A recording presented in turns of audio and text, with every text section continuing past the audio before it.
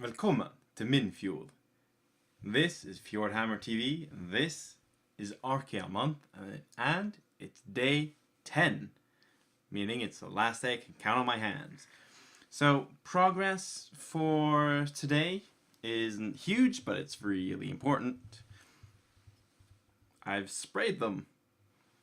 So, now there's literally nothing left between me and starting to paint, so probably from tomorrow you'll be seeing some paint on these models.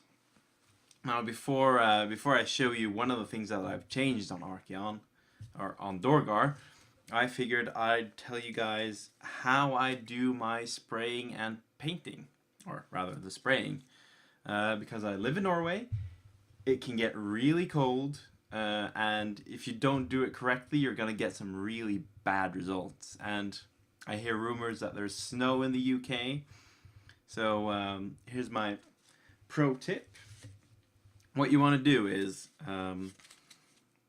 you want to spray things outside as little as possible. Obviously, if you can spray inside, you don't have an issue. But if you're like me and you have to spray outside, what you do is you keep all your models at home, inside, keep them easily available. Put them on a stick if you can. Like, this is literally just like cardboard and blue tack. Bring one of these at a time, or one big model at a time outside. Spray it as you usually would, the 20-30 centimeters away. And then bring it back inside as quickly as possible. You don't want it to dry outside. You don't want the spray paint to get cold, because if either of those happen, the spray won't dry properly and you'll get some really, really bad results.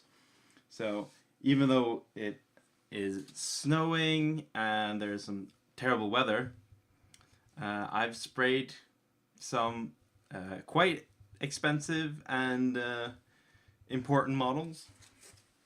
But doing it that way, you minimize the risk of the spray not working. So that's how you should spray it. Like, keep everything inside as much as possible. Bring one thing outside, spray it, move on.